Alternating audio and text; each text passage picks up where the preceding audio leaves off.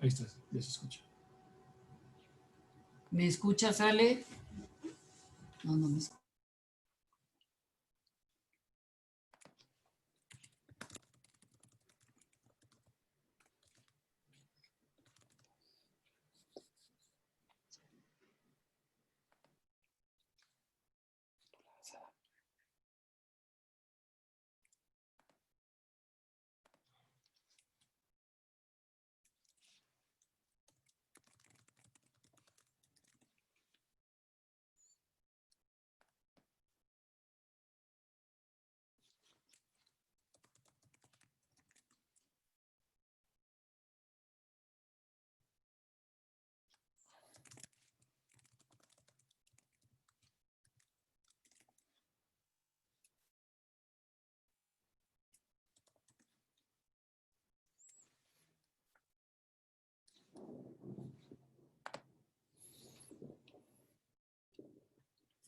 Bueno, pues vamos a recibir a la doctora Maritza García Montañez.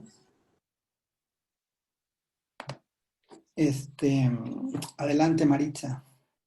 Muchísimas gracias, buenas noches. Adelante. Es realmente un honor estar aquí. Agradezco mucho la invitación, poder participar con ustedes. El tema es tan amplio como para un semestre. En 20 minutos, 25, trataré de transmitir un poco lo que hay desde las neurociencias respecto al mindfulness.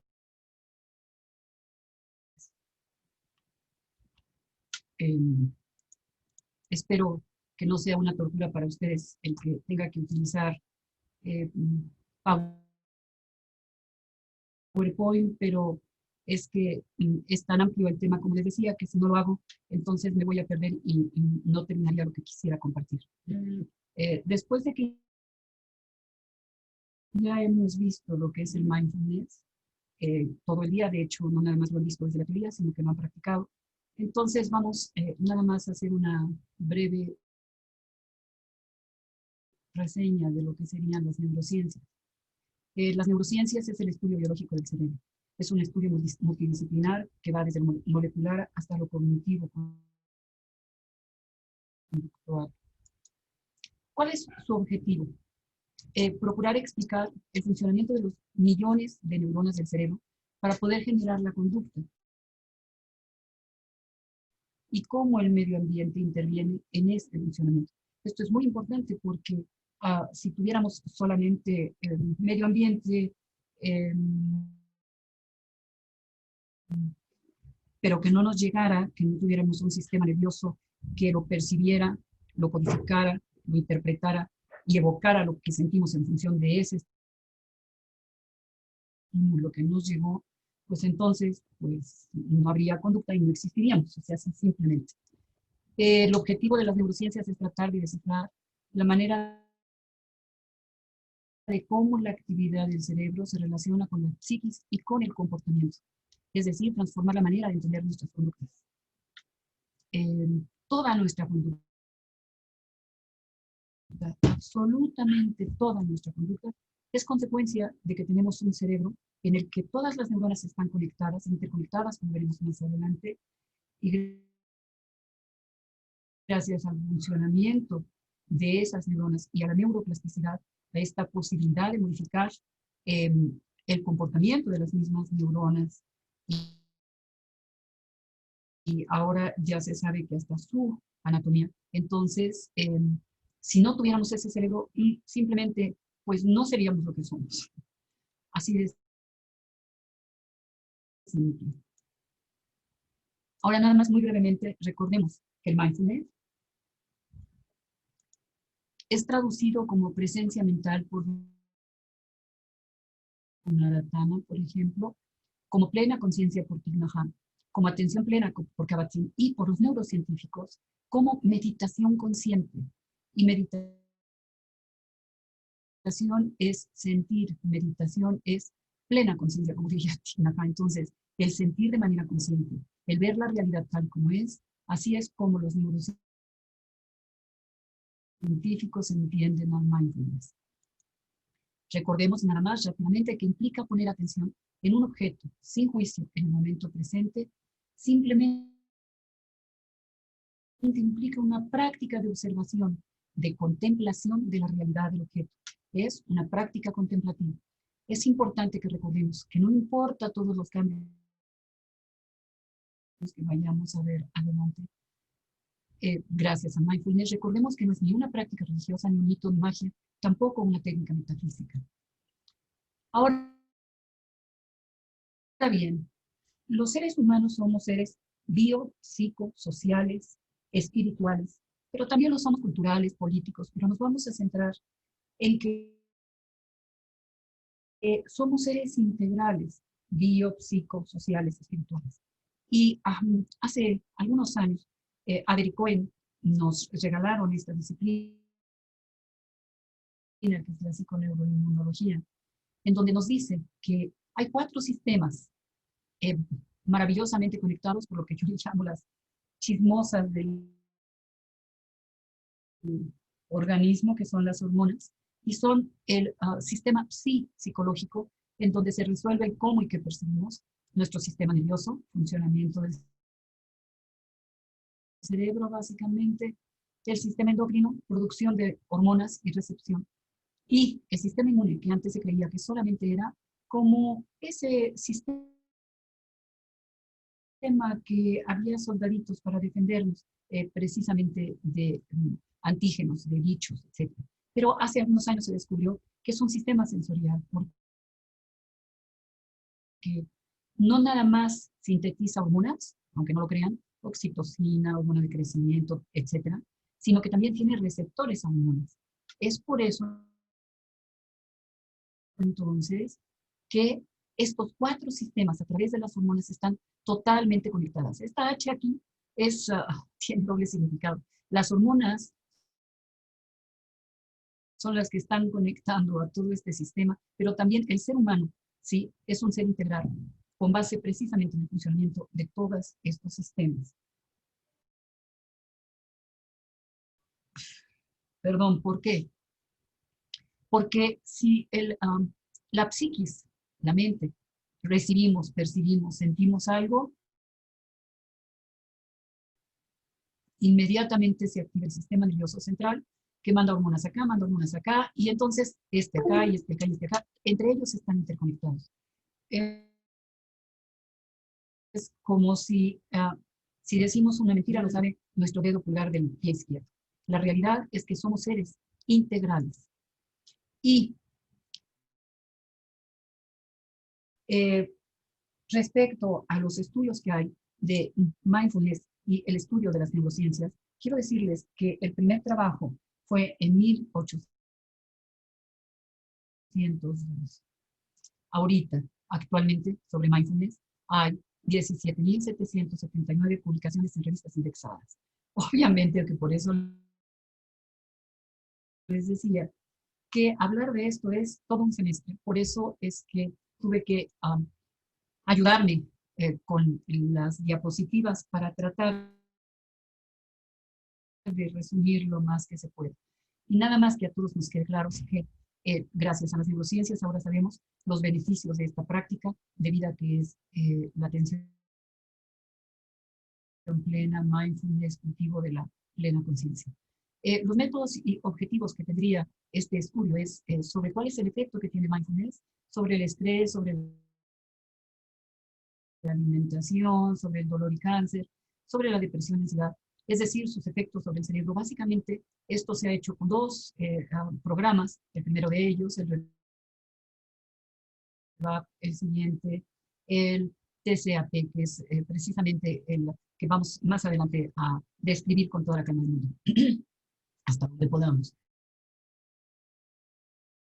La primera publicación sobre REVAP, como les decía, fue de Kabat-Zinn en 1982, y solamente voy a poder mencionar solamente las conclusiones de los trabajos. No puedo irme a la introducción, el método que se utilizó, obvio, REVAP, mindfulness, ni resultados, sino las conclusiones. Las conclusiones del primer trabajo sobre mindfulness de Kabat-Zinn fue que esta práctica de mindfulness se puede utilizar como la base para un programa de comportamiento eficaz en la autorregulación para los pacientes con dolor crónico. Esto verdaderamente fue maravilloso, sobre todo para trabajar pacientes con cáncer terminal, que muchos de ellos llegan a tener dolores muy intensos, y entonces se les enseña a través del mindfulness a simplemente decir, ahí hay un dolor, en lugar de me duele esta cosa, por un lado. Por otro, a ver de manera diferente el dolor. Entonces,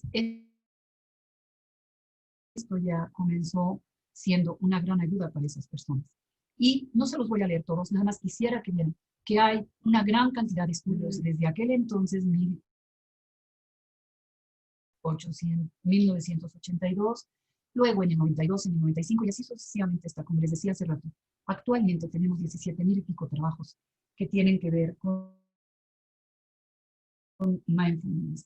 Pero lo más importante es los resultados que han obtenido a través del mindfulness, trastorno de ansiedad generalizada, el REVAP disminuyó la ansiedad,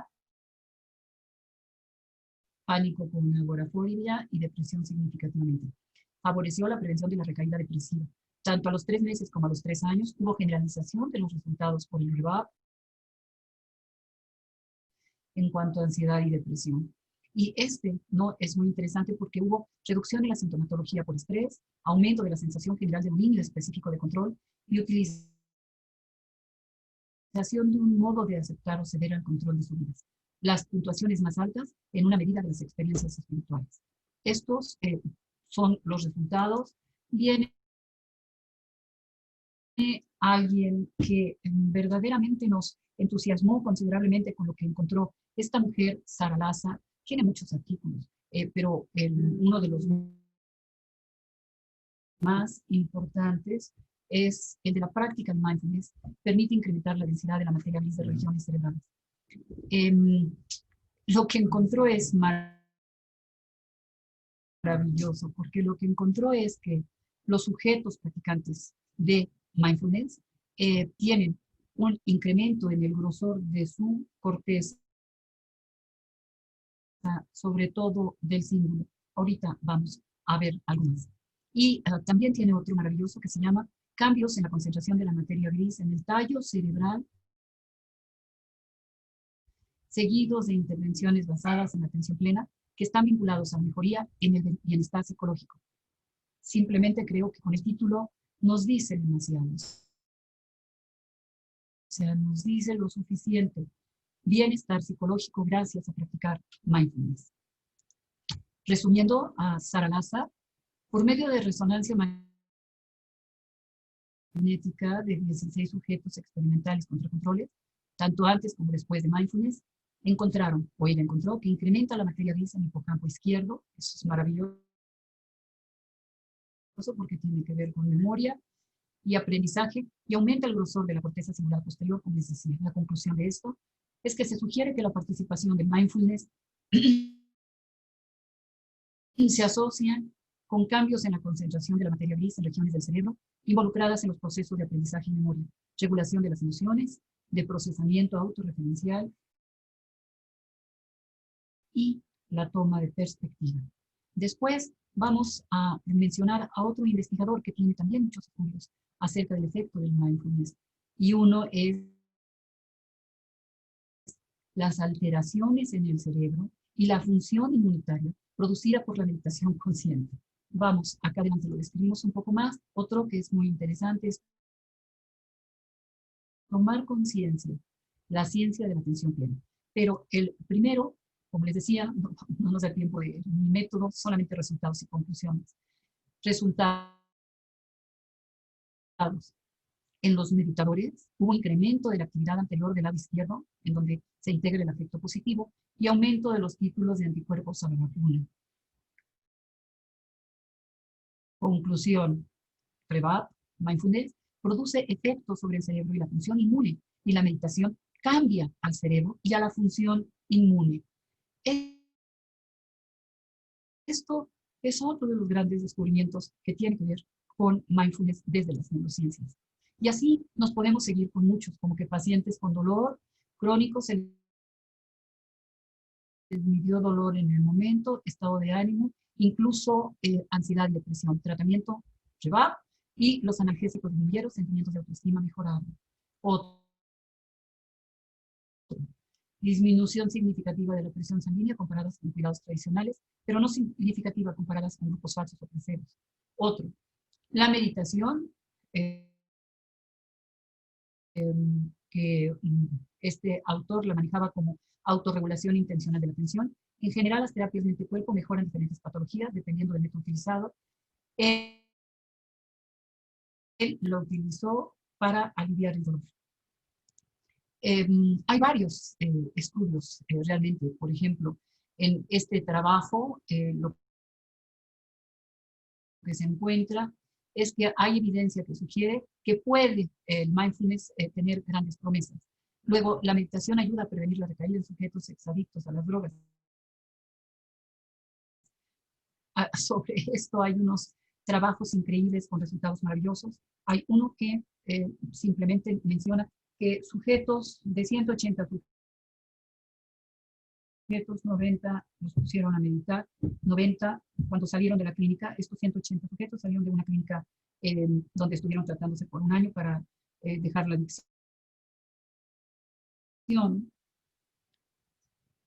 Entonces separaron a estos 180 sujetos en dos grupos. En 90 les enseñaron mindfulness, 90 les dijeron que te vaya bien, nos vemos dentro de un año para tu revisión. A los que usaron mindfulness, practicaron mindfulness también, pero los resultados son asombrosos. De los 90 sujetos que tomaron sus medicamentos, iban a sus terapias de apoyo, bla, bla, bla, resulta que de los 90, 88 volvieron a recaer en la adicción, 2 no.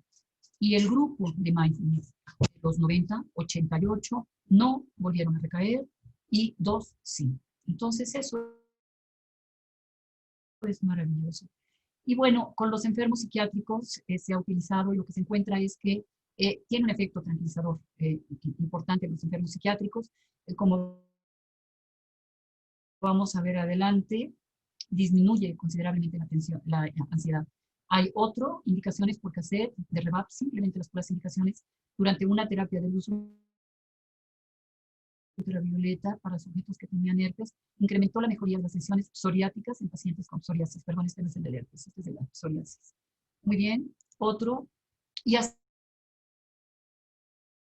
nos podemos ir con varios, nada más de generar el tiempo, ¿no? Ya no me queda mucho. Entonces, simplemente vemos que tenemos muchísimos. Este es el primer trabajo que se hizo en México, lo hizo una alumna mía para recibirse de la licenciatura, Stephanie. Y lo único importante que quiero decirles es que sujetos que tenían dolor disminuyeron significativamente su dolor, se les midió la tensión, o sea, su grado de estrés disminuyó significativamente también, y su estrés disminuyó considerablemente. El dolor está acá, que es con escala visual análoga a nivel dolor. El dolor del grupo, porque eran sujetos con estrés y con dolor, era de 4.46 al iniciar mindfulness, terminó en 2.1 al terminar el programa. El del sujeto que más mostró significativo el cambio es alguien que llegó con 7.76 y terminó con 1.9. Bueno, y así tenemos que hay muchos trabajos que demuestran cómo el mindfulness tiene efectos sobre el cerebro y que esto favorece precisamente que disminuye el estrés, la ansiedad, la depresión. Hay este programa que les mencionaba hace rato, la terapia cognitiva basada en el mindfulness, que inventaron estos tres hombres, que son Sigal, Tisdale y Williams, basándose primeramente en el programa de REVAP de Kabat-Zinn, y lo que ellos han encontrado es reducción significativa de ideación suicida, por ejemplo, en el grupo que tuvo esta terapia, pero no en el grupo control. También se comprobó los resultados de no recaída en procesos depresivos, es directamente proporcional a la práctica formal, y así, por el estilo, vamos viendo que una de las cosas que se puede hacer a través de esta terapia es que las crisis depresivas se alargan su presencia para que, o sea, disminuye, aumenta considerablemente el periodo para que se vuelva a presentar una crisis y la crisis es mucho menos intensa. Con respecto a dolor, bueno, ya lo mencionábamos, las migrañas disminuyeron y fueron menos severas, por ejemplo, y más cortas. Después, simplemente podemos decir que menor actividad de la corteza medial cingulada, más menor actividad de la corteza prefrontal media, nos da disminución de dolor y reducción de la anticipación de ese dolor. Conclusión de mindfulness es que este atenúa el dolor. Mindfulness y cáncer, grupos, hay varios trabajos sobre este específicamente en estas mujeres de cáncer de mama, se sintieron menos reactivas a la angustia y más receptivas a la idea de la muerte como consecuencia del cáncer y mejoraron su calidad de vida. Mindfulness y ansiedad, esto es realmente maravilloso porque hay una gran cantidad de trabajo sobre esto. ¿Por qué? Porque quien tiene cáncer, quien tiene autonomía del sistema nervioso autónomo, fibromialgia o cualquier otra patología, por lo general cursa con niveles de ansiedad muy altos. Y gracias a mindfulness disminuye. Lógicamente que los trastornos psiquiátricos el que más se reporta y se trata con efectividad y eficacia es precisamente la ansiedad. Amplio espectro antidepresivo y ansiolítico son eficaces como ansiolíticos estos dos programas. Finalmente dice que esta revisión recomienda a los médicos utilizar estos métodos. Mindfulness y abuso de drogas. La atención plena puede ayudar a los toxicómanos a aceptar las sensaciones físicas inusuales que podrían ser confundidos con los síntomas de abstinencia, en manejar el impulso y no actuar impulsivamente. Es una de las razones por las que los chicos que les platiqué hace rato no tuvieron recaída. Por lo tanto, mindfulness y cerebro, entre las patologías que últimamente se manejan y que con muy buenos resultados, es la disautonomía del sistema autónomo. Conclusión, finalmente, el mindfulness mejora el balance autonómico, reduciendo la actividad simpática y incrementando la influencia parasimpática.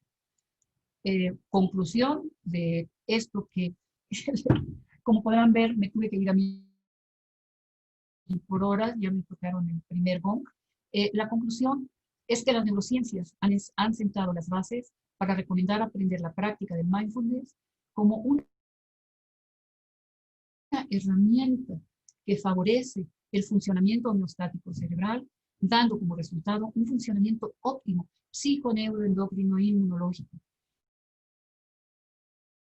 Y por lo tanto una vida menos lastimosa, más productiva, menos dolorosa, más libre.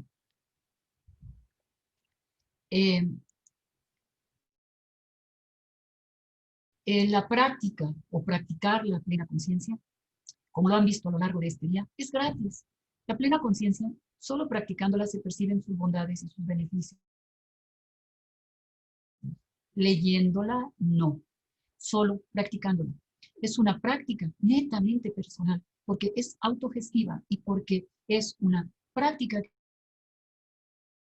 nos permite interiorizar y vernos a nosotros mismos y a partir de ahí entonces poder tener la capacidad de ver las cosas tal y como son. Practiquemos la atención plena. Podremos modificar así, gracias a la plasticidad cerebral, el funcionamiento de nuestro cerebro y mejorar sus funciones, iniciando por la tranquilidad mental. ¿Por qué? Porque gracias al mindfulness tenemos la oportunidad, gracias a la plasticidad del sistema nervioso, como decíamos hace un momento, de favorecer la homeostasis del cerebro. Homeostasis quiere decir equilibrio dinámico funcional. Entonces, gracias al mindfulness vemos que hay grandes cambios en el cerebro que, como decíamos al inicio, se ven reflejados precisamente ¿en qué? En la conducta. Por un mundo compasivo, libre, feliz. Muchas gracias por su atención. Estuve a tiempo, Ale. Sí, muy bien, muchísimas gracias, Maritza. Muchísimas gracias, que estés muy bien. Agradecemos toda tu sabiduría, todos tus conocimientos, habernos compartido. El día de hoy nuestra querida amiga Maritza se sentía un poco mal y aquí estuvo al pie del cañón. La verdad es una guerrera, para mí es toda una inspiración. Y a continuación les voy a poner un video y después pasamos a un momento de silencio para esperar al siguiente expositor.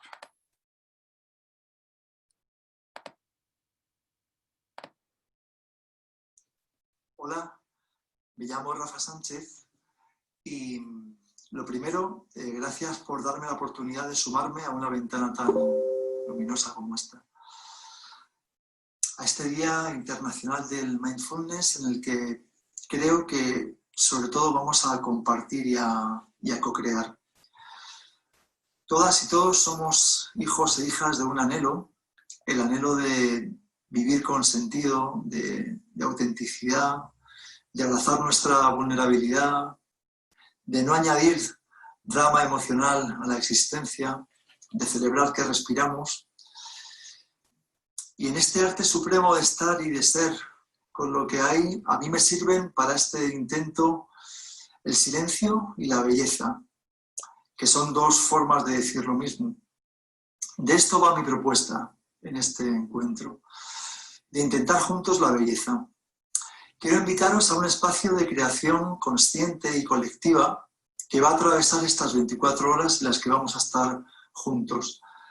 La idea es ir construyendo colectivamente algo que no voy a desvelar sino al final.